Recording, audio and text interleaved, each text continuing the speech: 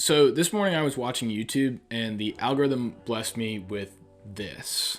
If you don't know who Rick Beato is, he's a music content creator on YouTube who makes videos breaking down iconic songs, interviewing figures in the music industry, and teaching music theory. I've been watching Rick's videos for a while now, and him and I usually aren't on the same wavelength. Rick put out a video today that has a lot of the elements of a Rick Beato video that I don't like, so I'm gonna break it down because I don't have to go to class today and I'm bored.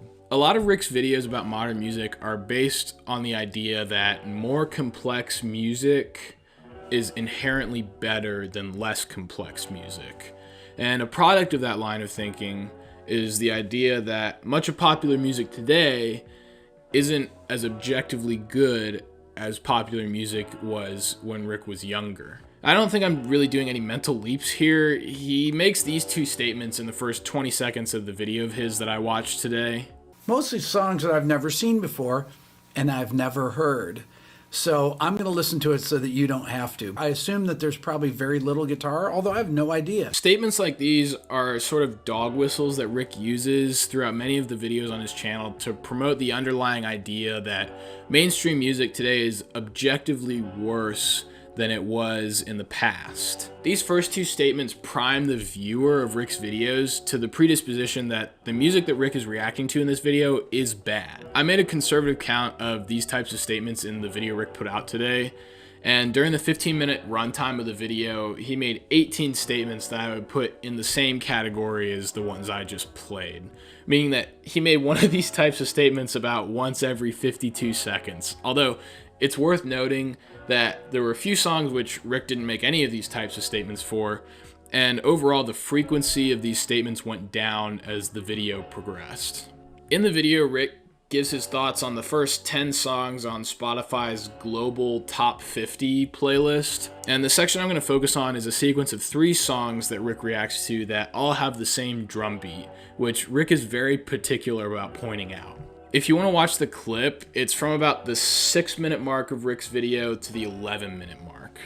Rick's issue with these 3 songs is that they aren't just simple, but they all fall into the same drum beat. I'm going to refer to this beat as the Reggaeton Beat in this video. It's a popular beat in Latin music and it's used elsewhere. If you haven't heard it or don't know what I'm referring to, this is what it sounds like.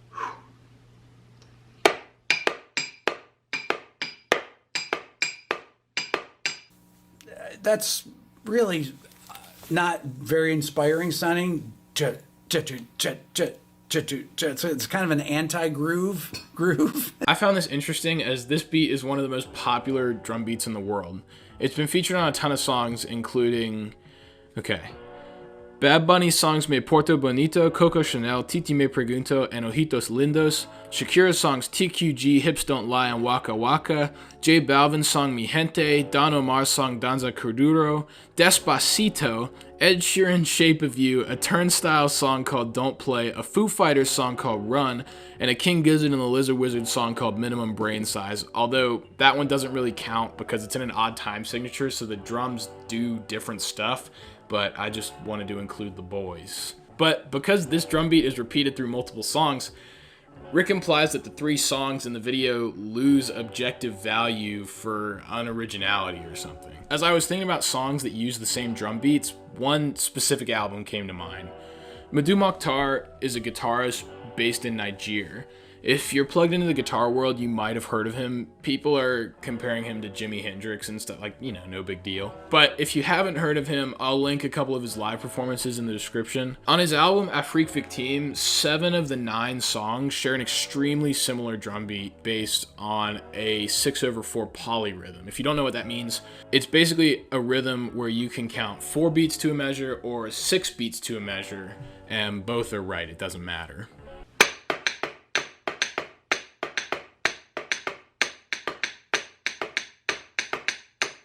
This album is a really good demonstration of how an artist can take the same drum beat and create distinct songs out of it. As a side note, of the 10 songs that Rick highlights in his video, 3 of them use the Reggaeton Beat, the 3 that we were talking about.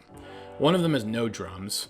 3 of them use more unique hip-hop oriented beats, and the 3 remaining songs, 2 of which Rick points out that he likes, all use the same AC/DC Back in Black 2 and 4 drum beat. but that doesn't draw any scrutiny in Rick's video. I think an easy explanation for this is that Rick has a rock and blues background in which this is sort of the standard drum beat, similar to how the reggaeton beat is the standard drum beat for Latin and dance music. These two beats serve the same purpose in their respective genres, to drive the beat and get people moving. Really though, it isn't the scrutiny of one drum beat on multiple songs that I dislike about Rick's videos. It's the assertion that factors like that can make a song objectively good or objectively bad.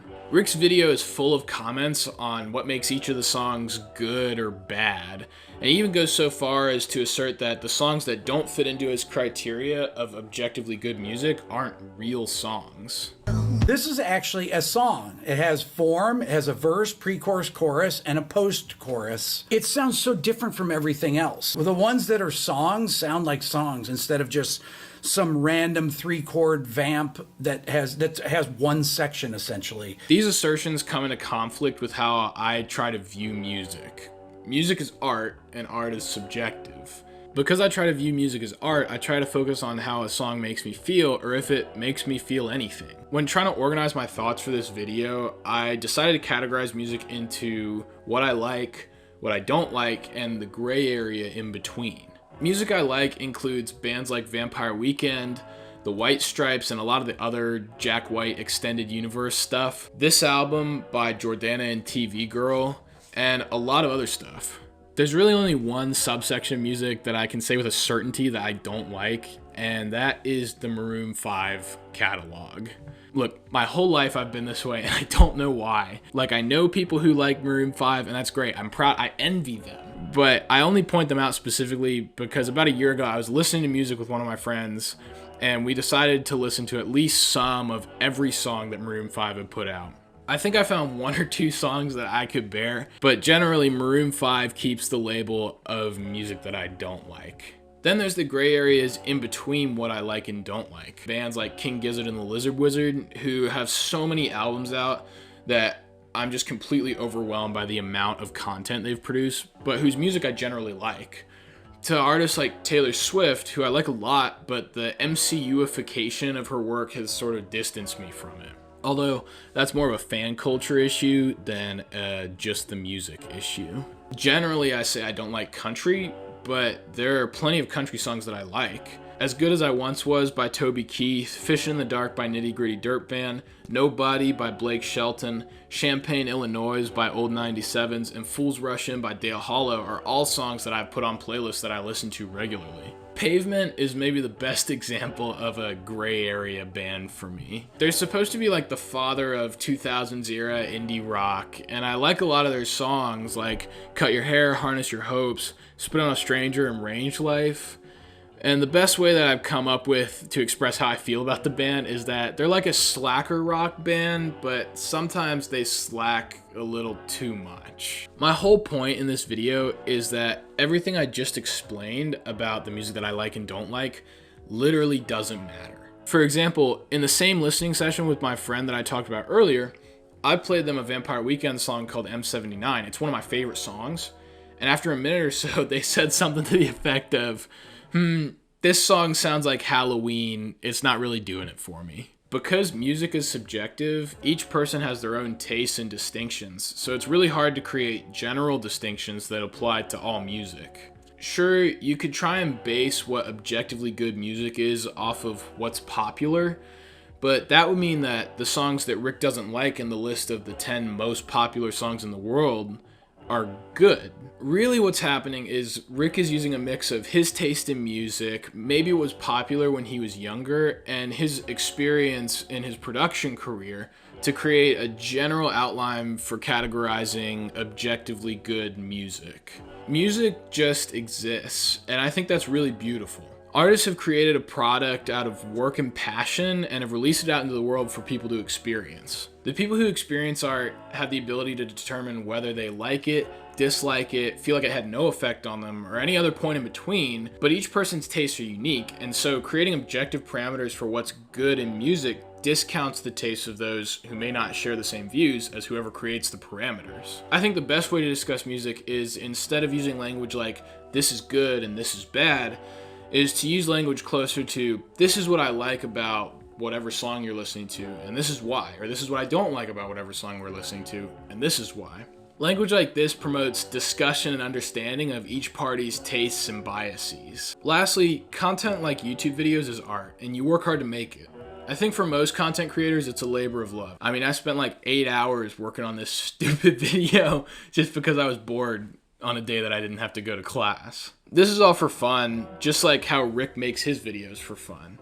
Rick's videos reflect how he feels about the music industry and culture changes in music over the last 20 years, and my videos reflect how I feel about how Rick feels. Both videos are intrinsically valuable, as both videos were created as art and are put out into the world for others to view through whatever lens they choose. Okay, before I go, I broke down a list of songs that I like to see if they showed up in Rick Beato videos, if I think he would like them or not, what he would say about them. I kind of compiled this list of my thoughts on what Rick would think about the songs while I was researching for the video, and I couldn't fit it in fluidly into the rest of my video. It didn't fit with everything else. But I have worked for a long time on this when I probably should have been doing more important stuff, so I'm just going to jam it in at the end. Okay, here we go.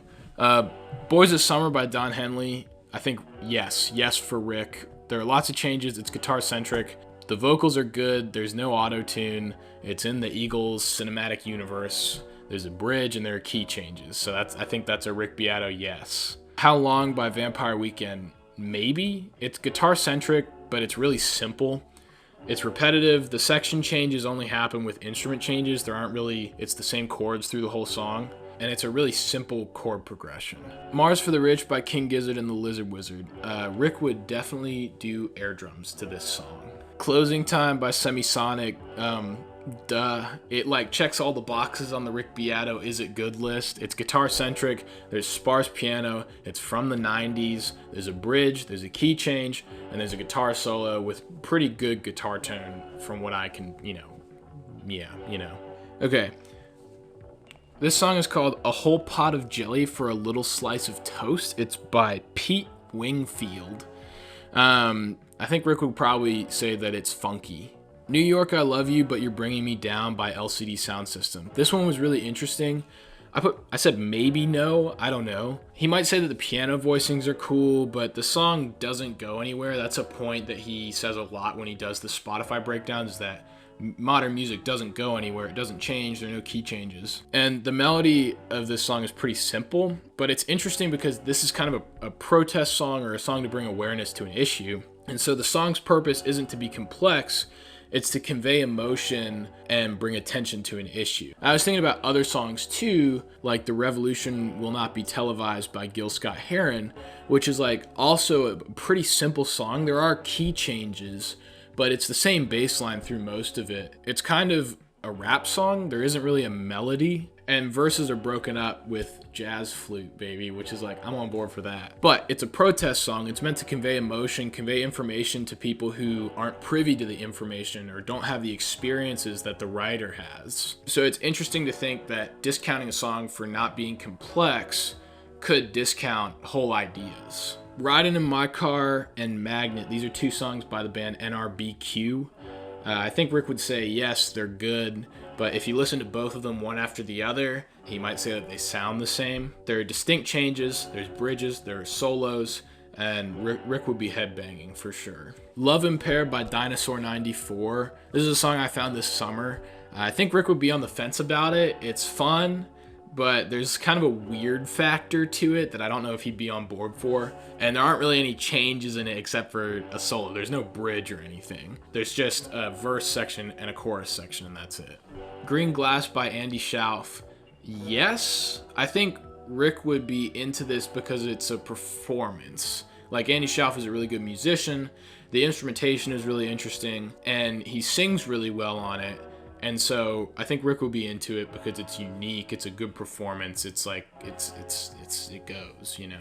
All right, next one is Malibu Yurt by Charles Brand. Or maybe it's Charles Brand, like it's like Kirkland Brand. This song, I don't think Rick would be into. It's too repetitive. There isn't really a whole lot that goes on, but it does have arpeggios in it, even though it's just major arpeggios, but that might give it some like cool guitar points for Rick.